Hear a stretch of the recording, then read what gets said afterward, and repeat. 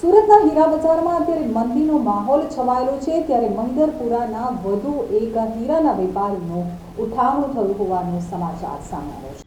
મહિધરપુરાના વેપારી 3 વેપારીઓ પાસેથી હીરા લીધા બાદ રૂપિયાની ચૂકવણી કર્યા વગર ગાયબ થઈ ગયો હતો અને લાંબા સમય સુધી કોઈ સમાચાર ન મળતા લેણદાર 3 વેપારીઓએ પોલીસમાં ફરિયાદ નોંધાવી હતી.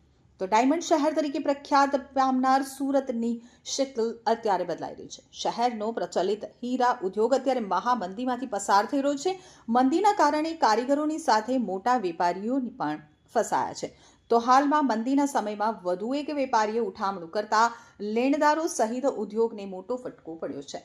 શહેરમાં મંદીના માર વચ્ચે હીરા બજારમાં ઉઠામણાનો દોર યથાવત રહ્યો છે. તો મહિધરપુરાના હીરાના વેપારીએ 83.69 લાખમાં ઉઠામણું કર્યું છે. વેપારીએ હીરાના કારોબારને લઈ વરાછાના 3 વેપારી પાસેથી હીરા લીધા હતા. ત્યારબાદ તેણે વરાછાના વેપારીઓ પાસેથી લીધેલ હીરાની કિંમતની ચૂકવણી કરવામાં પાછેપાની કરી હતી. વિશ્વાસે ચાલતા આ ઉદ્યોગમાં વેપારી પાસે જ છેતરપિંડી કરી અને રૂપિયાની ચૂકવણી કર્યા વગર મહિધરપુરાનો વેપારી ગાયબ થઈ ગયો. તો ઘણા સમય સુધી કોઈ સંપર્ક ન થતા છેતરપિંડીનો ભોગ બનનાર 3 વેપારીઓએ વરાછા પોલીસ મથકે ફરિયાદ નોંધાવી હતી.